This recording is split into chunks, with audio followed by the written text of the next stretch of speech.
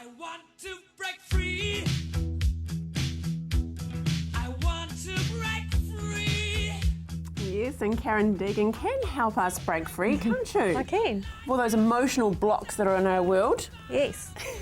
So I thought we'd talk about health today because you can't really be happy unless you're healthy.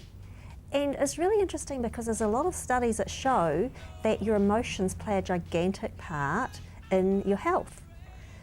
Just to share a little bit, there was a bit of research done at the Institute of Heart Math, which is a strange name for actually a very prestigious Heart university. Math. Institute of Heart Math, yeah.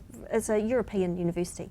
And what they did is they got 28 different researchers in 28 different geographic locations. So it was like a lot of different people doing the same thing.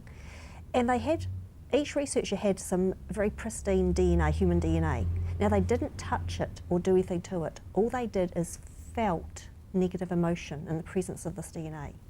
And you know what? Every single one of them, the DNA actually shrunk and turned off some genetic markers.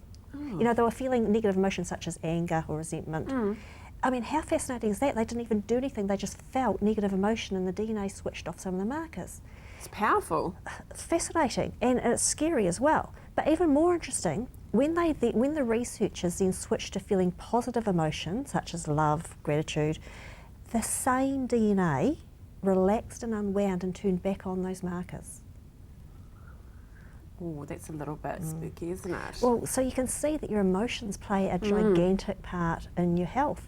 Actually, you probably wouldn't be surprised if I told you that cancer tumours grow faster in stressed mice than they do in unstressed mice. That probably wouldn't surprise you because we all know that stress affects their health, right? Of course. But would you like to take a guess, Andrea, at how much faster cancer grows in stressed mice? 50%? Try a bit higher. 100? Try a bit higher. Oh no, really? 275% faster cancer grows in stressed mice than unstressed. Worlds apart. So, I mean, you can starting to see that there's actually a lot of science behind the fact that your emotions do really affect your health. So what is it that's us emotionally doing? Is it those blocks that you talk about? Is that what we're putting in place? When we talk about blocks, we're talking about limiting beliefs, and they definitely do come into it. Yeah. Your beliefs can affect your health. Dr. Bruce Lipton wrote an amazing book called The Biology of Belief, where he's actually proven that your beliefs, your perceptions of life do actually completely change your health right down to the level of your DNA. That's quite a long story which we probably haven't got time for today, but I'd encourage people to read that book. It's absolutely amazing. Okay. But, you know, there are a lot of doctors now saying, the CDC, you've heard of the Centres for Disease Control, they're very conservative, but even they say 85% of all illnesses have an emotional component. And then we've got people like Dr. Bruce Lipton who says 95% of all illnesses are caused by unresolved emotional issues. Caused by.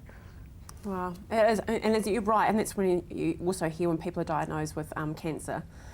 Some can go, nope, I'm not having a bar of it, I'm going to live, strong, mental, and then the other, they submit to it, basically. You're right, and from what the stories I've read, like, cancer is a life-changing diagnosis, right?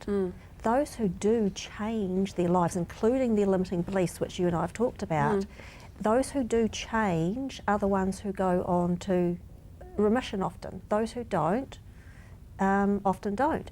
And, you know, it's funny because doctors think that they can tell some doctors think they can tell who's going to get a serious illness in the future based on personality alone. One doctor actually got his nurses to write on the chart who they thought was going to get something serious based on personality. They did this for 20 years. At the end of the 20 years, they finished up their research. They found the nurses were right about 95% of the time. And do you know what the 3 personality traits they found were? Inability to put yourself first, inability to say no, and inability to process negative emotion, particularly anger. Simple, isn't it? Well, simple if you actually recognise it. Okay, what is a tip before we go, Karen, for anyone that's watching that does have health problems and feel they actually fit into what you've been talking about? Well, this is going to sound a wee bit weird, Andrea, but I would encourage people to just sit quietly and ask themselves, ask their body, okay, if this illness, if this pain, if this thing that I've got, if my body could talk to me, what would it say? What would it tell me it wants to change? Or perhaps ask yourself, if there was a purpose for me having this pain or this illness, what would that purpose be? A lot of the time it's to slow down. Okay, yeah. And also finding a quiet place. The word I picked up in there was quiet. So not when the children are in the next room No. with the PlayStation or whatever. You need to find a quiet spot. Good on you. Next time, what are we covering, Karen? I think we'll talk about health again because it's a really important big. issue. It's There's a lot more huge. we could say about this. Oh, of course there is. Yeah, I love it. Hey, thanks, Karen. It's always a pleasure seeing you every fortnight. Thank you for this beautiful Monday show. It's been a big one, hasn't it? Now, set free with EFT, Emotional Freedom Techniques. Phone 03 332 0526. Karen has a wonderful website at setfree.co.nz. All the questions you need answering are on there.